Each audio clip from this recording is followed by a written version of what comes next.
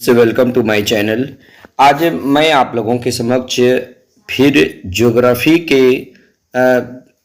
आगे के प्रश्न जो कि 40 नंबर तक मैं पहले वीडियो के माध्यम से आप लोगों तक पहुंचा दिया था, और ये ज्योग्राफी का पहला चैप्टर है भारत संसाधन एवं उपयोग।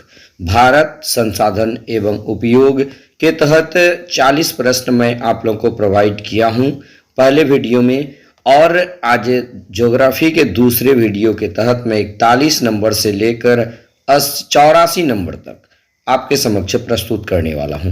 मैं आपको बता दूं कि ये खास करके जो भी बीपीएससी TRE 2.0 के तहत माध्यमिक शिक्षक बनना चाहते हैं उनके लिए वरदान साबित होगा, और स्पेशली मैं उन्हीं को ध्यान में रखकर 9th क्लास और 10th क्लास के ज्योग्राफी के और हिस्ट्री के और साथ ही साथ इकोनॉमिक्स के तमाम जो है ऑब्जेक्टिव को चैप्टर वाइज आपके समक्ष प्रस्तुत कर रहा हूँ।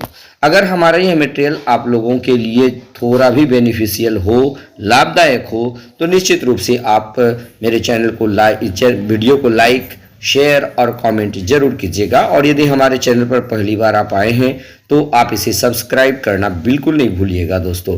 और चलिए स्टार्ट करते हैं समय को बिना बर्बाद किए। चलिए, झारखंड का कोडरमा किस खनिज उत्पादन के लिए प्रसिद्ध है? इसका राइट आंसर हो जाएगा ये अभ्रक, यानी झारखंड का कोडरमा अभ्रक के लिए प्रसिद्ध है। किस प्रकार की चट्टानों में खनिजों का जमाव परतों में मिलता है? इसका राइट आंसर हो जाएगा अवसादी। नेक्स्ट देखिएगा, इनमें कौन सा जीव है जो केवल भारत में पाया जाता है? राइट आंसर हो जाएगा एक सींग वाला गेंडा, जो कि असम में पाया जाता है। आप हमको बताइएगा कौन से अभ्यारण्य में पाया जाता है, ये कमेंट बॉक्स में जरूर कमेंट कीजिएगा दोस्तों। चलिए उसके बाद बताइए, निम्न में राजस्थान की सबसे महत्वपूर्ण योजना कौन सी है? इसका राइट आंसर हो जाएगा ये आपका इंदिरा गांधी नहर परियोजना।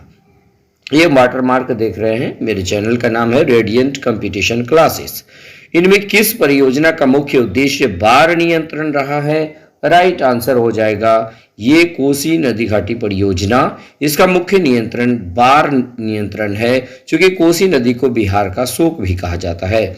उसके बाद देखिएगा, विश्व के कुल जल उत्पादन का यानी विश्व के कुल जल का कितना प्रतिशत महासागरों में पाया जाता है? इसका राइट आंसर हो जाएगा 96.5%, लगभग 97%। उसके बाद देखिए, प्रति व्यक्ति प्रतिवर्ष जल उपलब्धता के संदर्भ में विश्व में भारत का कौन सा स्थान है? इसका राइट आंसर हो जाएगा 133वां स्थान है। उसके बाद वर्षा जल संग्रह के ढांचों को घर घर में बनाना किस राज्य में कानूनन अनिवार्य है? इसका राइट आंसर हो जाएगा तमिलनाडु, यानी कि तमिलनाडु में वर्षा जल संग्रह करना अनिवार्य घोषित कर दिया गया है। चलिए उसके बाद देखते हैं 49 नंबर का सवाल। इसमें कह रहा है क्या प्राणियों के शरीर में जल की प्रतिशत मात्रा कितनी रहती है? इसका राइट आंसर हो जाएगा ख, यानी 65%। जल के अत्यधिक दोहन से बिहार के भूमिगत जल में किस प्रदूषक की मात्रा बढ़ गई है? इसका राइट आंसर हो जाएगा आर्सेनिक। ये आप देख रहे हैं 10th क्लास के ज्योग्राफी का पहला चैप्टर। उसके बाद देखिएगा, सौर ऊर्जा निम्नलिखित में से कौन सा संसाधन है? ये पुनः पूर्ति योग्य, यानी कि एक बार इसका भंडारण समाप्त होने के बाद भी इसकी कोई भी दिक्कत नहीं होती है, यानी इसको समाप्त कभी किया ही नहीं जा सकता। सीमेंट उद्योग का प्रमुख कच्चा माल क्या है? इसका राइट आंसर होगा चूना पत्थर, यानी CaCO3। उसके बाद देखिएगा, कौन सा ऊर्जा स्रोत अनवीकरणीय है? राइट आंसर हो जाएगा कोयला, यानी इसका भंडार एक बार समाप्त हो जाए तो वो दोबारा इसकी आपूर्ति आसानी से संभव नहीं हो पाती है। इसके बाद मैं 9th क्लास का हिस्ट्री और ज्योग्राफी पर लेकर आऊंगा, निश्चित रूप से आप देखना नहीं भूलिएगा। प्राथमिक ऊर्जा का उदाहरण नहीं है, इसका राइट आंसर हो जाएगा विद्युत।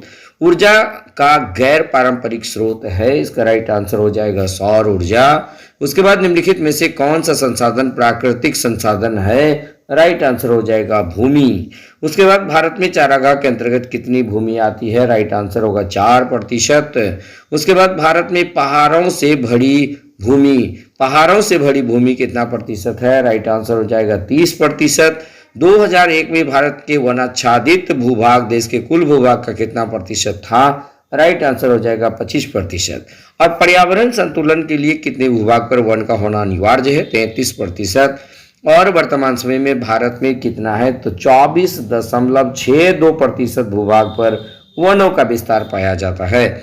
उसके बाद दक्षिण भारत की सबसे बड़ी नदी घाटी परियोजना का क्या नाम है? राइट आंसर हो जाएगा तुंगभद्रा। भारत में कितने प्रतिशत जल का उपयोग घरेलू तथा नगरीय आपूर्ति में किया जाता है? राइट आंसर हो जाएगा 11%। उसके बाद मृदा निर्माण में निम्न प्रक्रियाएं शामिल होती है। अपक्षय और अपरदन ये दोनों होता है मृदा निर्माण में। उसके बाद इनमें कौन मछलियों के अस्तित्व को खतरे में डाल सकती है? राइट आंसर होगा दूषित जल। ज्वारीय ऊर्जा किस प्रकार का संसाधन है? राइट आंसर होगा नवीकरणीय संसाधन है। और सागर तट पर कितने किलोमीटर तक समुद्र किसी देश की राष्ट्रीय संपत्ति कहलाती है? राइट आंसर हो जाएगा 19.2 किलोमीटर। तट रेखा से कितने किलोमीटर तक समुद्री क्षेत्र किसी देश का आर्थिक क्षेत्र माना जाता है, यानी आर्थिक अन्य क्षेत्र माना जाता है? राइट आंसर हो जाएगा 200 किलोमीटर। चलिए अगला सवाल हम लोग देखते हैं। एशिया का सबसे बड़ा परमाणु विद्युत गृह कौन सा है? राइट आंसर होगा तारापुर। उसके बाद निम्नलिखित बहुउद्देशीय परियोजना में कौन सी परियोजना झारखंड राज्य की परियोजना है? राइट आंसर हो जाएगा डीवीसी दामोदर घाटी परियोजना। इसकी स्थापना 1948 में हुई थी। जल किस प्रकार का संसाधन है? राइट आंसर हो जाएगा चक्रीय संसाधन है। राष्ट्रीय वन नीति के अनुसार भारत में कम से कम कितने प्रतिशत भाग पर वन का होना अनिवार्य है? Right answer 33.3%। ये पहले ही बता दिया। इनमें किस पेड़ की लकड़ी बहुत कड़ी होती है? राइट आंसर होगा देवदार। उसके बाद इनमें कौन देश से प्राय लुप्त हो चुका है? राइट आंसर हो जाएगा चीता। अब देखिएगा नेक्स्ट सवाल क्या है। इनमें से कौन लौह युक्त खनिज का उदाहरण है? तो राइट आंसर हो जाएगा मैग्नीज। निम्नलिखित में से कौन अधात्विक खनिज का उदाहरण है? राइट आंसर होगा अभ्रक। उसके बाद किस खनिज को उद्योगों की जननी माना जाता है? राइट आंसर हो जाएगा लोहा। कौन लौह अयस्क का एक प्रकार है? राइट आंसर होगा हेमाटाइट लौह अयस्क का एक प्रकार है। भाखड़ा नंगल परियोजना किस नदी पर अवस्थित है? राइट आंसर हो जाएगा सतलज।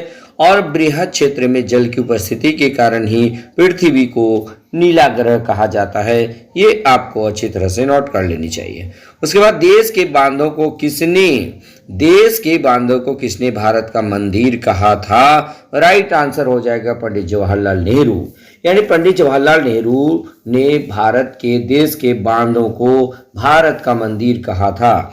वन स्थिति रिपोर्ट के अनुसार भारत में वन का विस्तार पाया जाता है। ये पुराना डाटा है दोस्तों, लेकिन ये 17वीं वन स्थिति रिपोर्ट के अनुसार देखिएगा तो 24.62% भूभाग पर एट प्रेजेंट यानी वर्तमान समय में वन का विस्तार पाया जाता है। उसके बाद देख लीजिएगा बिहार में कितने प्रतिशत भौगोलिक क्षेत्र में वन का फैलाव है। देखिएगा ये 7.1% भले हो, लेकिन 17वीं वन स्थिति रिपोर्ट के आधार पर 7.84% भूभाग पर वन का विस्तार पाया जाता है। ये 7.1 पुराना डाटा है दोस्तों। न्यू डाटा के आधार पर ये 7.84 आप जरूर याद रख लीजिएगा। चलिए उसके बाद देख लेते हैं किस राज्य में वन का सबसे अधिक विस्तार है। राइट आंसर हो जाएगा मध्य प्रदेश। लेकिन प्रतिशत के आधार पर यदि आपको पूछा जाए तो राइट आंसर होगा मिजोरम दोस्तों। वन संरक्षण एवं प्रबंधन की दृष्टि से वनों को वर्गीकृत किया गया है 3 वर्गों में वर्गीकृत किया गया है। कितने वर्गों में? 3 वर्गों में वर्गीकृत किया गया है दोस्तों। तो इस प्रकार मैं अभी आपको 84 प्रश्न यानी कि दोनों वीडियो मिला करके ज्योग्राफी का करा दिया। लेकिन मैं बता दूं कि अभी भी चैप्टर 2 समाप्त नहीं, ये चैप्टर 1 समाप्त नहीं हुआ है।